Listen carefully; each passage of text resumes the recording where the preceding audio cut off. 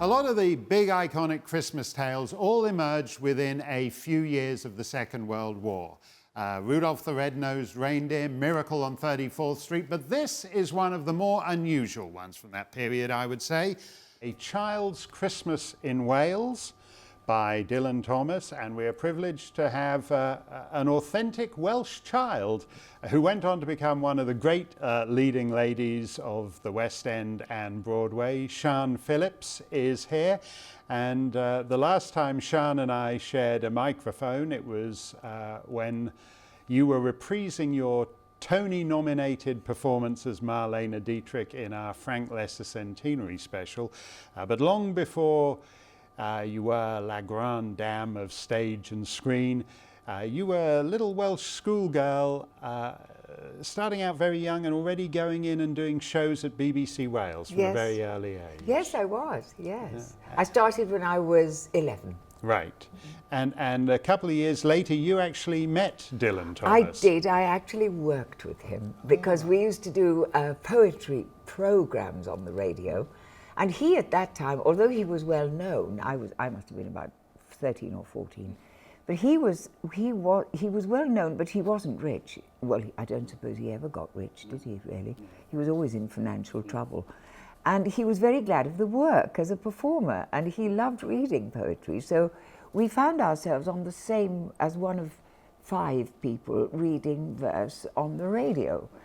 And normally what happens in the studio is, everything was live in those days, and when people finished, they would creep out of the studio and go to the canteen or to the bar. They wouldn't stay there for the whole show. And he, who's supposed to be such a hellraiser and such a maverick, impressed me so much because I was the least important person in the studio, and my bit came towards the end of the show as it happened. And I closed the show, and he did not leave after he'd finished his reading, and he sat quietly and politely there until I'd read mine, and then he stood up and he opened the door for me to leave the studio, and I went out. I mean, I hardly dared to speak to him, of course, but I thought, what a gentleman. And when I told this story to other people, they said, what?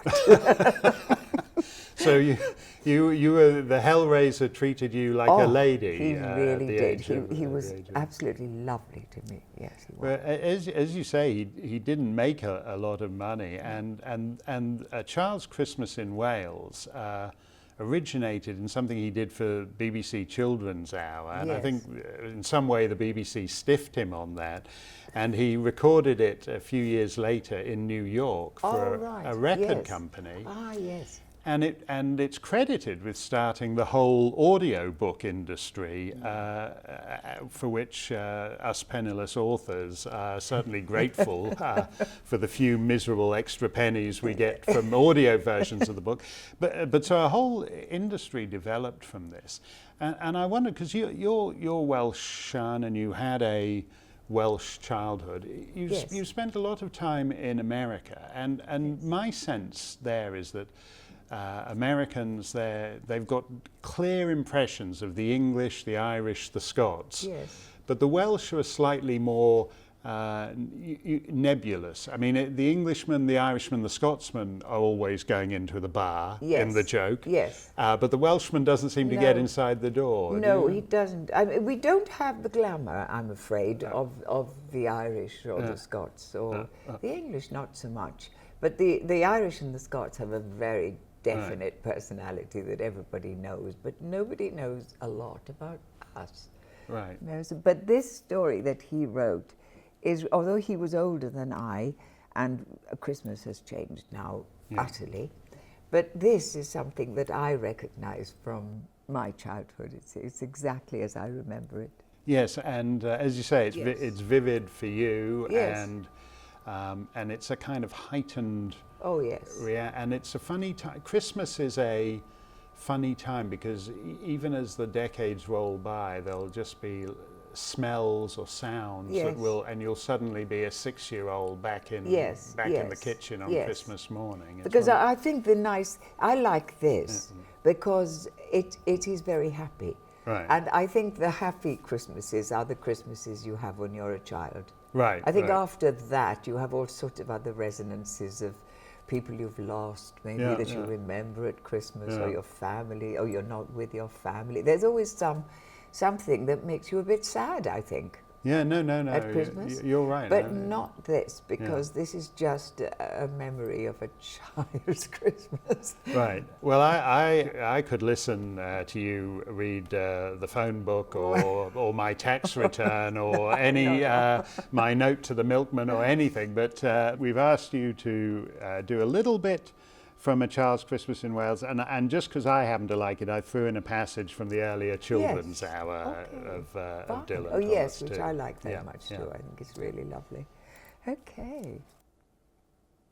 One Christmas was so much like another in those years, around the sea town corner now, and out of all sound, except the distant speaking of the voices I sometimes hear a moment before sleep, that I can never remember whether it snowed for 6 days and 6 nights when I was 12, or whether it snowed for 12 days and 12 nights when I was 6, or whether the ice broke and the skating grocer vanished like a snowman through a white trapdoor on that same Christmas day that the mince pies finished, Uncle Arnold, and we tobogganed down the seaward hill all the afternoon on the best tea tray, and Mrs. Griffiths complained, and we threw a snowball at her niece, and my hands burned so with the heat and the cold when I held them in front of the fire that I cried for 20 minutes and then had some jelly.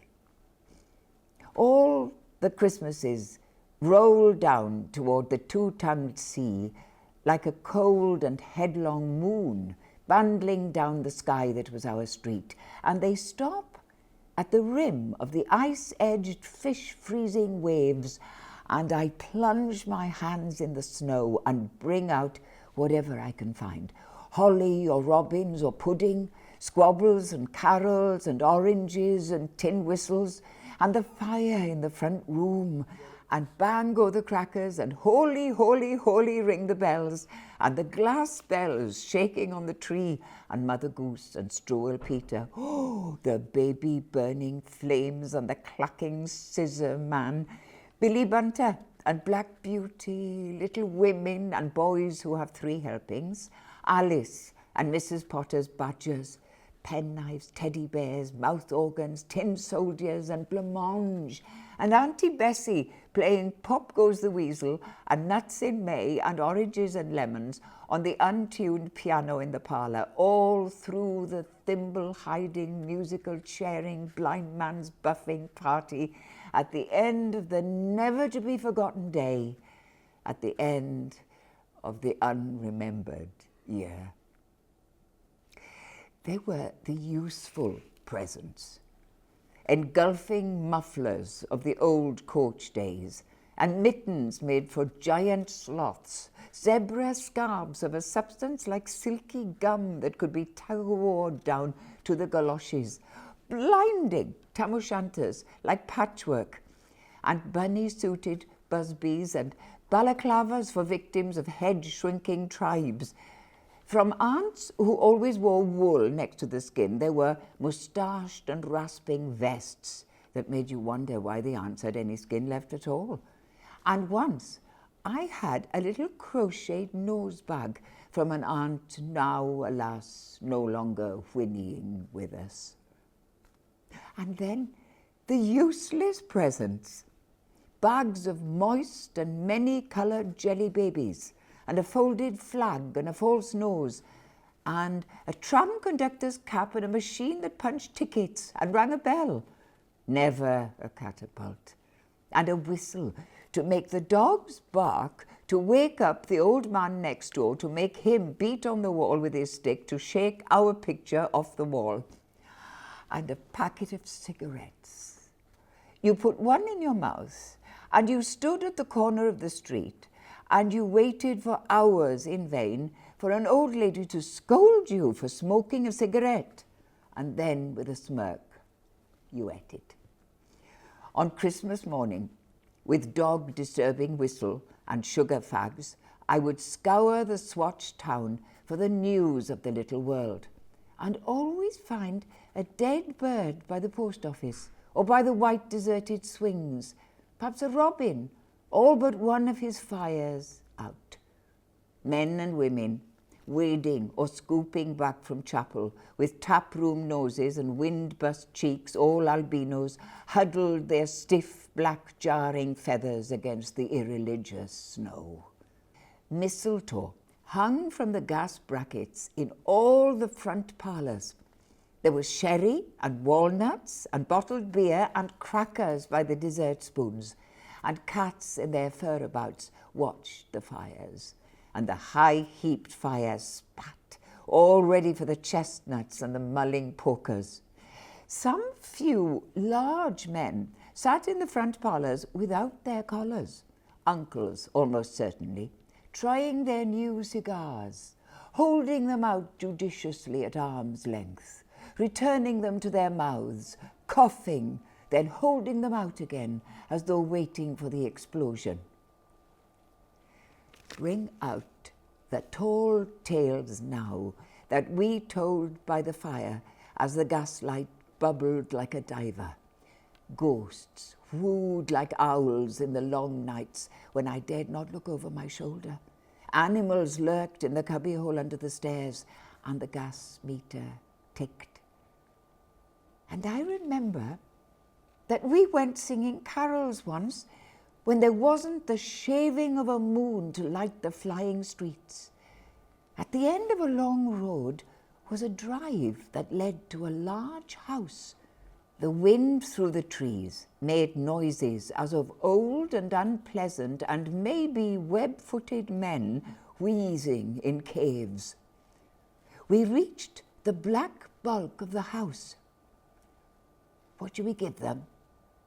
Hark the herald? No, Jack said. Good King Wenceslas, I'll count 3. 1, 2, 3. And we began to sing, our voices high and seemingly distant in the snow-felted darkness around the house that was occupied by nobody we knew. We stood close together near the dark door. Good King Wenceslas looked out on the feast of Stephen. And then a small, dry voice, like the voice of someone who has not spoken for a long time, joined our singing. A small, dry, eggshell voice from the other side of the door. A small, dry voice through the keyhole.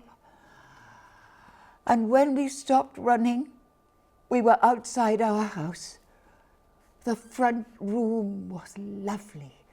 Balloons floated under the hot water bottle gulping gas. Everything was good again and shone over the town. Perhaps it was a ghost, Jim said. Perhaps it was trolls, Dan said, who was always reading. Let's go in and see if there's any jelly left, Jack said. And we did that.